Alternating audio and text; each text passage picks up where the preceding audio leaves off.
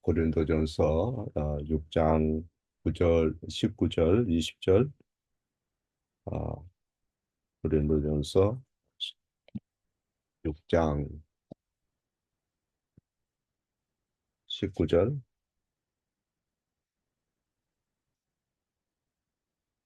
20절 말씀. 너희 몸은 너희가 하나님께로부터 받은 바 너희 가운데 계신 성령의 전인 줄을 알지 못하느냐. 너희는 너희 자신의 것이 아니라 값으로 산 것이 되었으니 그런즉 너희 몸으로 하나님께 영광을 돌리라. 아멘. 제1주일 이문답.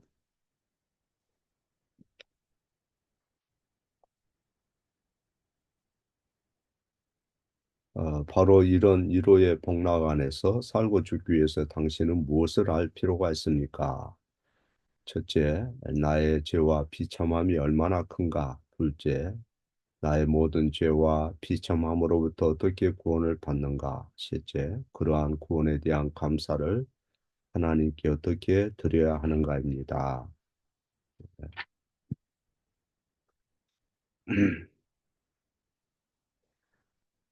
어, 제 일문에서 우리의 이론은 무엇인가 그럴 때 살아서나 죽어서나 나는 나의 것이 아니요 몸도 영혼도 나의 신실하신 구주 예수 그리스도의 것이라 하는 것을 우리가 살펴봤습니다.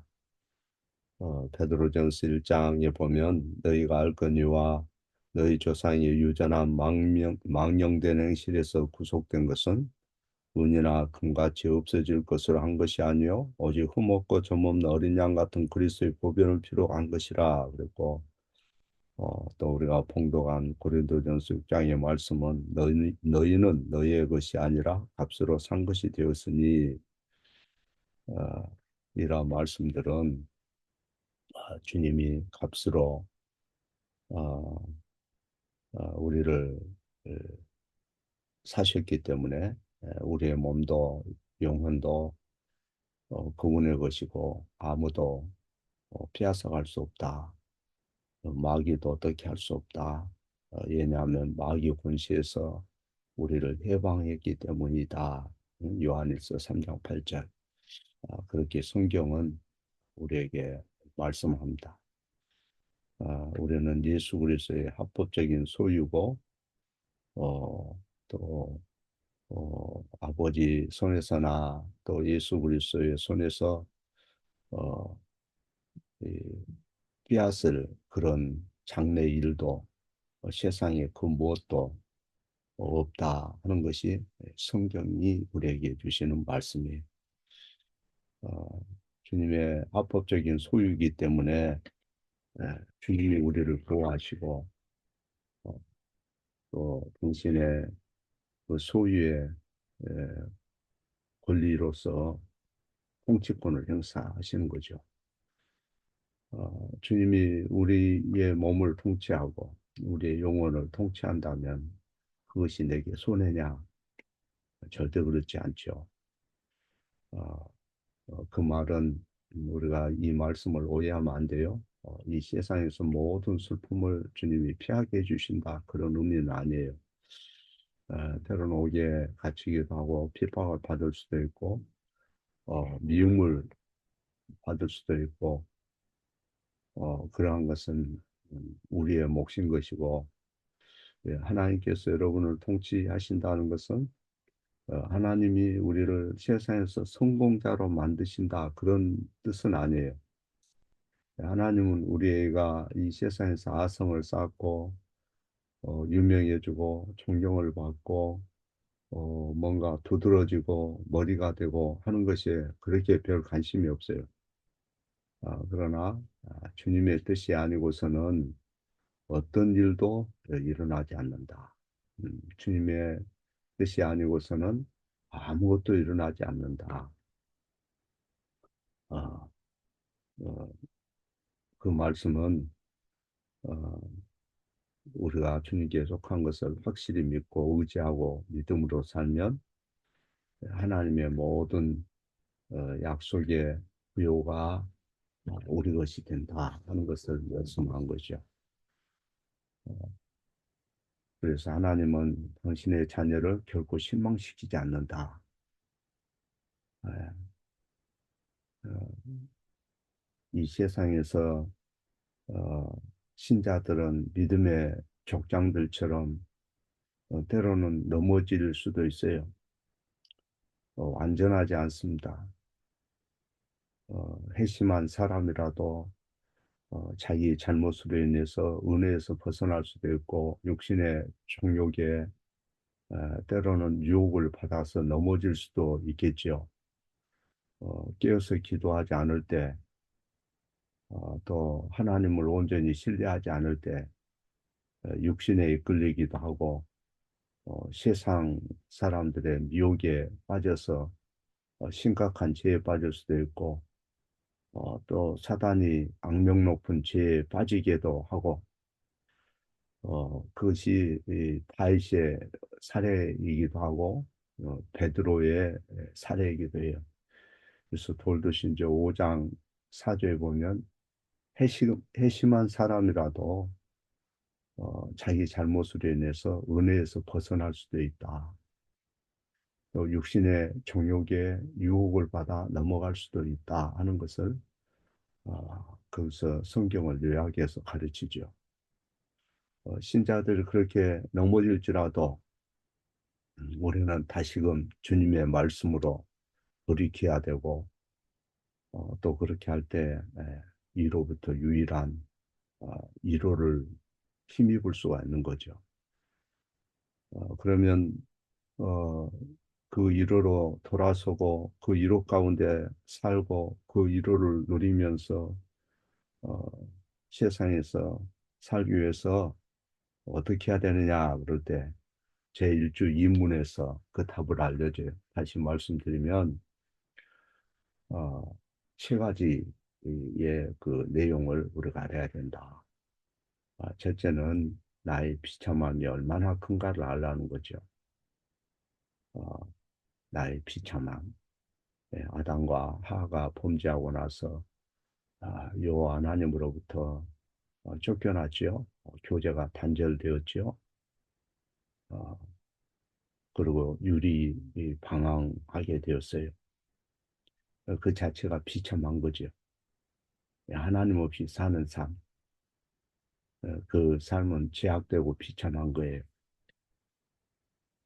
두 번째는 나의 모든 죄와 비참에서 어떻게 구원을 받는가 하는 것이고, 그 구원을 주신 하나님께 어떻게 감사를 나타내며 살 것이냐, 이게 세 번째 말씀하는 거예요.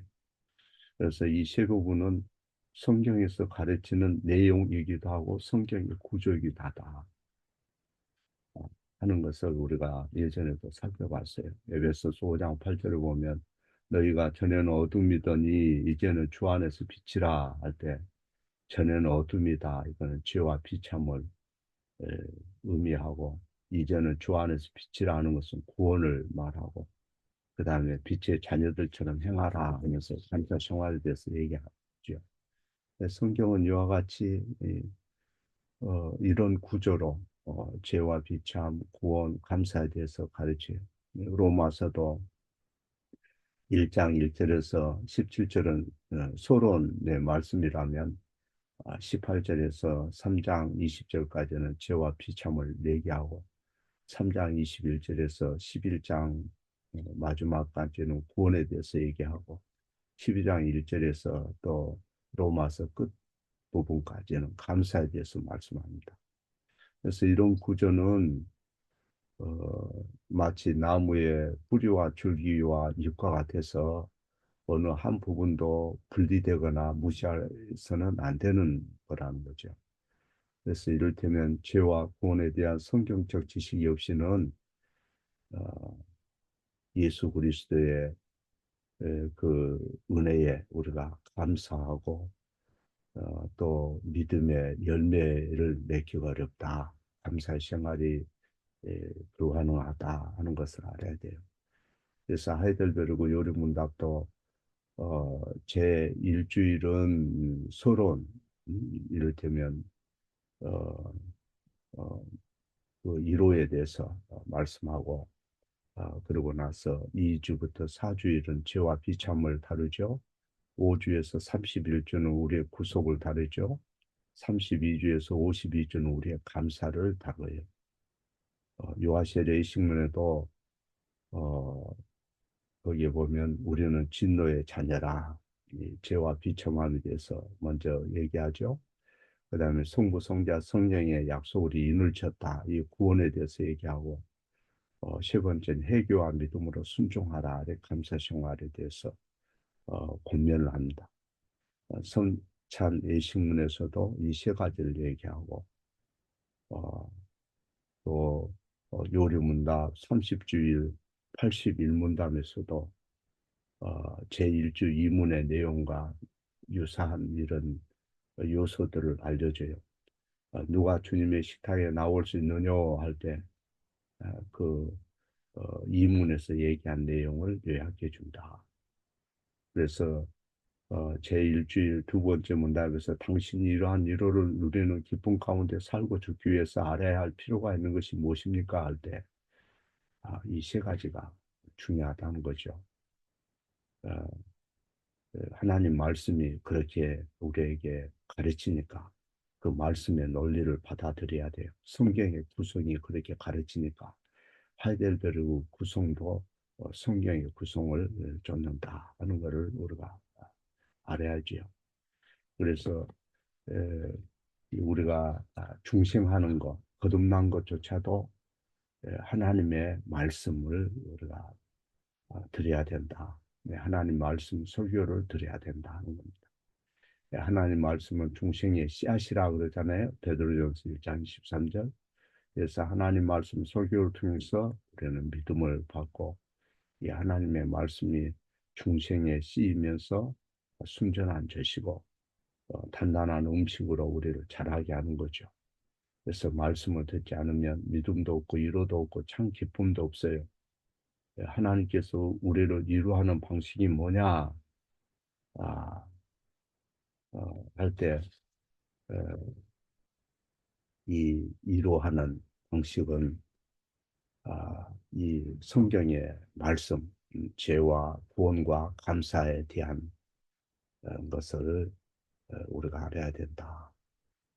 그러나 교회 역사에 보면 신비주의를 추구하는 그런 이단들은 재구원 감사 이거를 얘기를 하면서 신자의 삶의 세 단계로 바꿔버렸어요.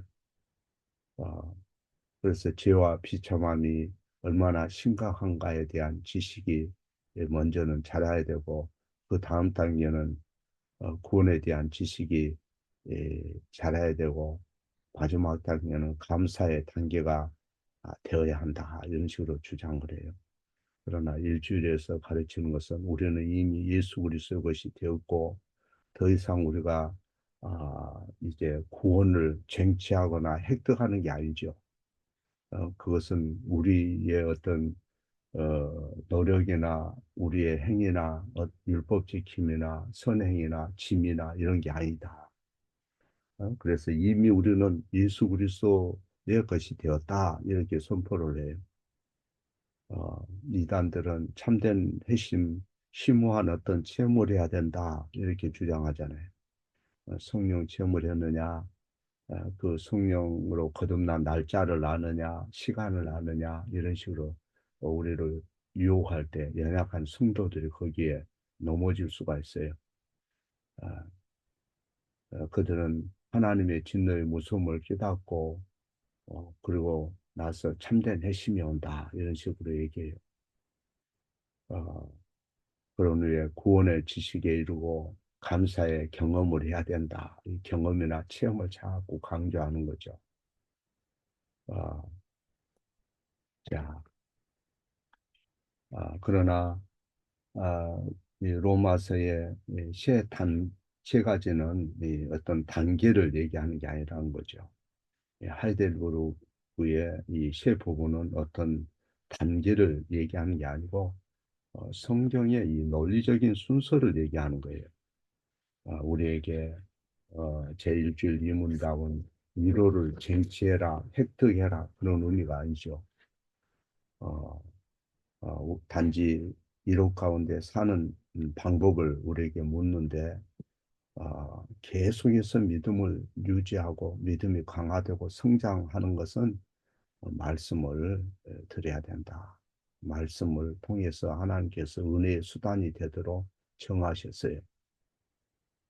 하나님께서 우리에게 위로를 주는 그 방식은 말씀을 통해서 오는데 그 말씀의 위로는 복음의 약속을 통해서도 주어지는 것이고 때로는 복음의 이력도 그 위로 속에는 있다는 거 알아야 돼요. 위로는 경고를 통해서도 와요. 아, 이 예수 그리스도께서 나사렛 회당에서 엘리야의 때, 엘리사의 때, 그 사렙다 과부 말씀을 하셨고 아수르 나만에 대한 말씀을 하시면서 경고를 하잖아요. 그 경고를 받아들이면 위로가 되는 거예요. 책망을 받아들이면 위로가 되고 권징을 받아들이면 큰 위로를 얻는 것이요. 이런 어, 방편을 통해서 주님은 우리를 확고하게 완성하신다는 거예요. 그래서 이론은 자동적으로 오지 않습니다. 신비적 체험에서 오지 않습니다. 계시된 말씀으로 옵니다.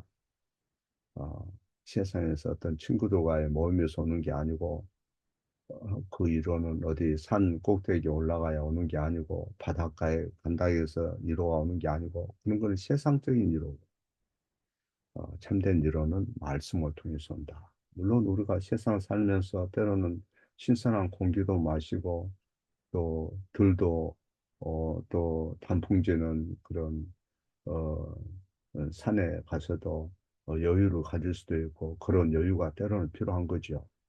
그러나 여기서 말씀하는 이론은 말씀을 통해서 오는 이론을 얘기하는 거예요.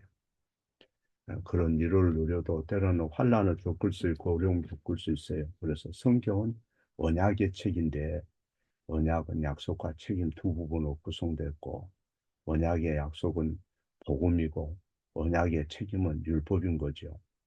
그래서 성경은 율법과 복음 두 부분으로 되어 있는 거예요. 구원은 복음을 통해서만 이루어져요.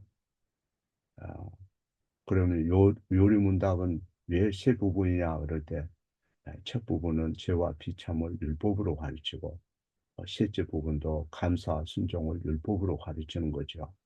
첫 부분도 셋째 부분도 율법이고 둘째 부분은 구속 곧 복음이라 얘기할 수 있어요. 모든 이 세 부분은 결국 율법과 복음으로 되어 있어요. 요리문답도 율법과 복음으로 되어 있어요. 그래서 율법과 복음은 아, 이 하나인 거죠. 음. 아, 구약, 신약 두 언약이 있는 게 아니고 언약은 하나예요. 동일한 언약. 하나님이 한 분이고 믿음도 하나이고 세례 언약도 하나이고 율법과 복음은 동일한 복음이에요. 둘 다 우리를 위로하고 우리를 복되게 하기 위해서 하나님 주신 거죠. 그래서 율법도 하나님 주신 선물이에요. 그래서 전적 타락과 제 비참함을 알고 구속의 은혜를 더 의지하고 감사의 생활을 하도록 하나님이 주신 거예요. 그래서 이 세 부분은 결코 분리될 수 없다. 로마서의 세 부분은 분리되는 게 아니죠. 그래서 우리가 죄와 비참함의 심각성을 어, 이 복음 음, 설교를 통해서 또 율법을 통해서 어, 감사하게 되고 깨닫게 되고 어, 그렇게 되는 거죠. 그래서 하나님 말씀을 초월해서는 어떤 영성도 없고 어, 또 예수 그리스도와 참된 교제도 없고 설교를 통해서 우리는 듣고 믿음으로 회개하고 감사할 때 하나님 앞에 가장 고상한 교제가 이루어진다는 것. 그래서 그 교례는 고리타분한 것이라든가 또 역사상의 어떤 종교 개혁자들의 개인적인 어떤 고백으로 치부한다든가 어, 말씀 없이, 교리 없이 나는 성령의 능력이 필요하다고 한다든가, 나는 말씀 필요 없고 영적 체험이 필요합니다라고 한다든가, 나는 찬양으로만 은혜 받는다고 한다든가, 그런 말 하는 것은 어, 상당히 위험한 주장이 되는 거죠. 그래서 요리 문답에서 말씀하는 감사는 모호한 어떤 감정이나 개인적인 경험이 아니라 말씀을 따라 아, 사는 삶, 어? 그 삶 속에 감사가 나타나는 것입니다. 아, 그래서 실제 생활과 긴밀한 관련이 있어요. 계시된 말씀 속에서 우리가 늘 위로를 얻고 힘을 얻고 그렇게 늘 승리할 수 있기를 바랍니다. 기도